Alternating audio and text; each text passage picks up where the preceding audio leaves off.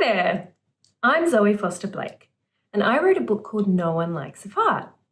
You might have read it and you might not have, which doesn't even matter, because today I'm here to talk about my brand new book called Back to Sleep.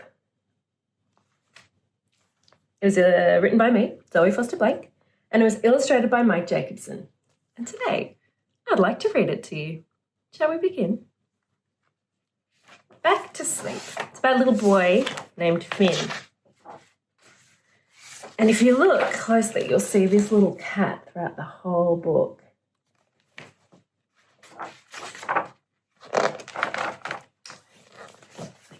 It's nighttime. Finn's asleep. Finn heard a noise at his bedroom door. His eyes flicked open in the dark. A little voice piped up. I need a drink. Come over here, Finn whispered. Mummy walked over and stood next to his bed. I'm thirsty, she said far too loudly. Where's your drink bottle? Finn asked, still whispering. It fell down the side of my bed and I can't reach it. Finn sighed. Come on, I'll get it for you. Finn threw his legs over the edge of his bed and plopped down to the carpet. Walking very carefully so as not to tread on the enormous space station he'd built, he took Mummy by the hand and back to her room.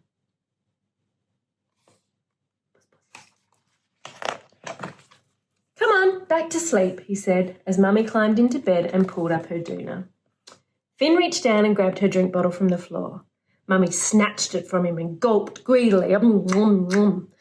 Ah, she said noisily. That's better. She flopped back down onto her pillow, grinning and wiping her mouth. You've got a big day at work tomorrow, said Finn. Go to sleep. He kissed her on the forehead before heading back to his room. Finn had just fallen back to sleep when he heard a voice next to his bed. I had a bad dream. Daddy was standing in his undies, peering down at Finn's face. Oh, buddy, I'm sorry. Finn sat up and pulled Daddy in for a cuddle. Can I sleep with you? Said Daddy. Come on then, jump in, said Finn, wriggling over as far as he could to make room for Daddy. Daddy climbed in and lay down before sitting back up. I forgot my phone. You don't need it in bed, said Finn, eyes feeling heavy. Yeah, I do. It's my alarm, said Daddy. Watch out for that.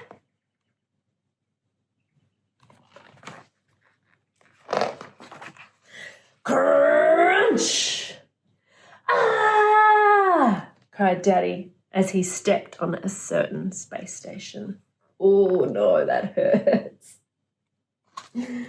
Shh, wait, Clem, hissed Finn. He looked over at his baby sister's cot before leaping out of bed, grabbing Daddy's hand and leading him out into the hallway. Daddy's pretty hurt. But my foot hurts, said Daddy. Shh, Finn hushed. You'll be okay. We don't want to wake Clem, do we? You know what happens when she wakes up? You don't even care about my foot. Finn wiped a tear from Daddy's cheek. Of course I do. Now, how about I take you back to bed and we have a warm-up? That sound good? Can you carry me? Said Dad. Oh, you're getting a bit big for that now, mate. Come on, back to your room. Please, said Daddy. Finn sighed. Okay, come on.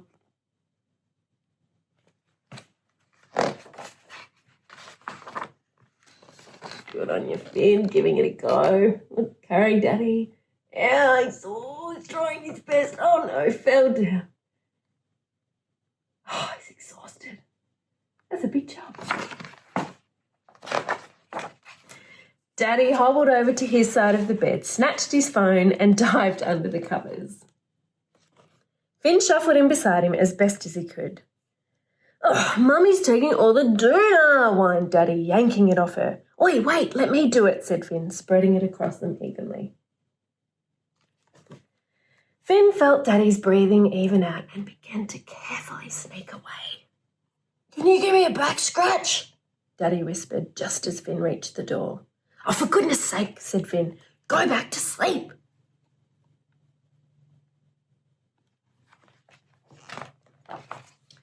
I can't fall asleep without a back scratch. Fine, but then you have to go to sleep, said Finn. He got back into bed and scratched Daddy's hairy back in big, slow circles. When will these two sleep through the night? Finn muttered. When his parents were both finally asleep, Finn padded back to his room, trying not to think about his broken space station. He fell into bed and straight to sleep. In what felt like 5 seconds' time, someone was at his bed. My bed is all wet, sobbed Mummy, and so are my jammies. Dear. Come here, it's okay. Let's clean you up, said Finn, giving her a kiss on the forehead. I should never have let her keep that drink bottle in bed, he thought. They walked back to Mum and Dad's bedroom. Finn got Mummy some fresh PJs and laid out a sleeping bag on her side of the bed. Here, jump in. It'll be fun. Like you're a caterpillar, said Finn, half asleep. I don't want to. I want my sheets, said Mummy. Shh, I just got Daddy back to sleep. I don't want him waking up. In, now. Off you go. Back to sleep. Mummy huffed and reluctantly got into the sleeping bag. Finn zipped her up. Can you lie with me till I fall asleep? She said. Finn took a deep breath. He could never say no to that. She wouldn't be 40 forever. He needed to make the most of these precious years. Squish over, he said, doing his best to fit in the 3 centimetres left in the bed.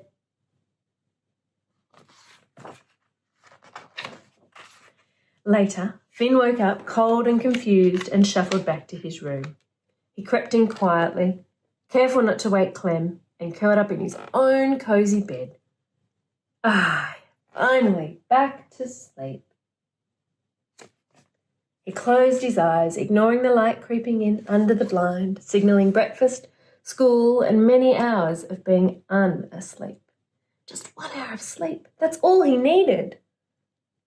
A little snuffle came from the cot. Then a thump. Then a whimper.